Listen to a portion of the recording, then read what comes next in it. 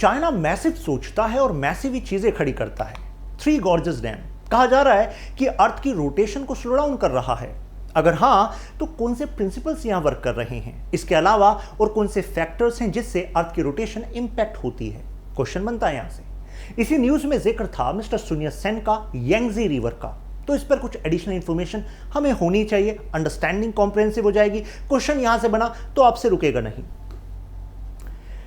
Before start, अगर आप में से कोई प्रिपेयर कर रहा है या प्लान आउट कर रहा है तो स्टडी आई की वेबसाइट पर जाएंगे तो courses, micro courses, current affairs, test series structured manner में एक ही जगह आपको मिल जाएंगे with offers. You should check it out. This is my Instagram handle. यहां पर इस वीडियो से जुड़ा हुआ एक क्वेश्चन आएगा विद आंसर। अगर कभी डाउट हुआ तो I can be reached out here. Mister Sun Yat Sen, कहानी इस डैम की यहां से शुरू होती है। 1919 में उन्होंने एक आर्टिकल लिखा कि देखिए चाइना में इंडस्ट्री को डेवलप करने के लिए यहां यांगजी रिवर पर एक डैम बनाना पड़ेगा। इसका नाम थ्री गॉर्जेस क्यों पड़ा? गॉर्जेस ज्योग्राफिकल फीचर है, दो बड़े क्लिफ्स के बीच में एरिया जो वेदरिंग से या इरोजन से बना होगा। यहां से रिवर पास थ्रू होती है, जैसे यहां से यांगजी रिवर आपको दिख रही होगी। तीन गॉर्जेस हैं, एडजेसेंट हैं, यहां पर यह डैम बना हुआ है।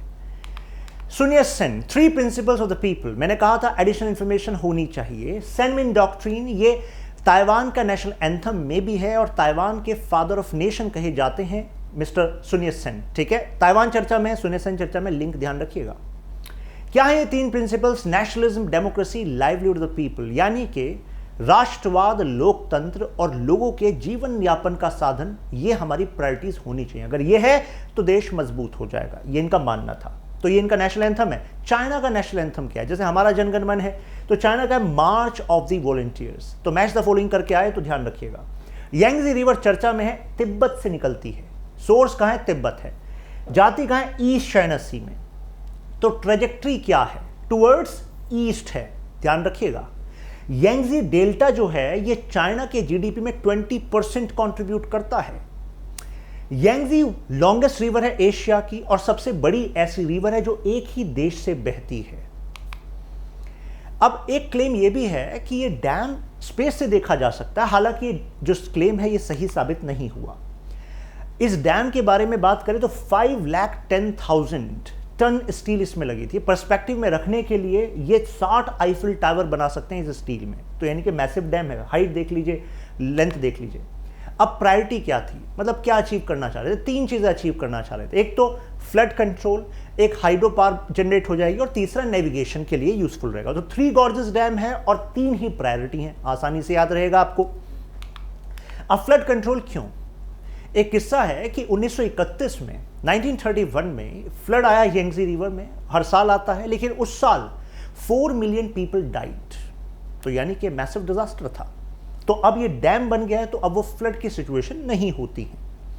चाइना को मैन्युफैक्चरिंग में जाना था और ऐसे में भाई इलेक्ट्रिसिटी तो चाहिए, तो ऐसे में this dam is actually giving electricity all over China. Navigation improvement की वजह से एक टूरिज्म हब बन गए इसके आसपास के एरियाज, और लॉजिस्टिक्स यानी कि आसानी से सामान को इधर उधर ले जाया जा सकता है थ्रू दीज डैम्स, क्योंकि यहां पर कंट्रोल आ गया रिवर पर। ना जिक्र तो 1919 में हुआ था इस डैम को बनाने का, फिर उसके बाद कुछ जिक्र हुआ नहीं। फिर 1944 से 46 के बीच में दोबारा बात उठी। क्या चल रहा था इस टाइम दुनिया में? World war 2। 1945 में वर्ल्ड वॉर 2 एंड हुआ। उस टाइम पर चाइना को लग रहा था कि हम यूएस से हेल्प लेंगे, यहां पर डैम का डिजाइन आएगा और फिर डैम बनाएंगे। लेकिन वर्ल्ड वॉर 2 जैसे ही एंड हुआ उसके बाद चाइना में सिविल वॉर स्टार्ट हो गया, तो फिर ये दोबारा ये मामला शेल्व हो गया। फिर 1994 में फाइनली अनाउंस किया गया कि अब यहां पर डैम बनाएंगे। इसके बाद तीन कंसर्न यहां पर थे, एक तो एनवायरमेंटल कंसर्न, करप्शन का कंसर्न और रीसेटलमेंट का कंसर्न। आपको नहीं लगता ये तीनों कंसर्न तो कॉमन है, राइट?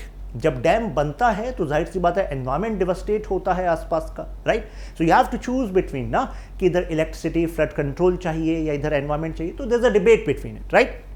साथ में करप्शन के चार्जेस थे और रीसेटलमेंट, कितनी बड़ी मात्रा में आपको लोगों को वहां से हटाना पड़ता है। चाइना आज तक लोगों को हटा रहा है उस एरिया से, means still the process is on. Now just look at the trajectory of this Yangtze river. तो उसके तीन मेजर शहर देखिए जो उसके एडजेसेंट है। वुहान को तो मुझे नहीं लगता आप में से कोई भूलेगा, अगर भूलता है तो पाप है ये, राइट? क्वेश्चन अगर आता है कि Wuhan is situated adjacent to Yangtze, तो स्टेटमेंट सही होगी कि नहीं होगी? बिल्कुल सही होगी। देखिए ये रहा वुहान, यांगजी रिवर के एडजेसेंट है, राइट?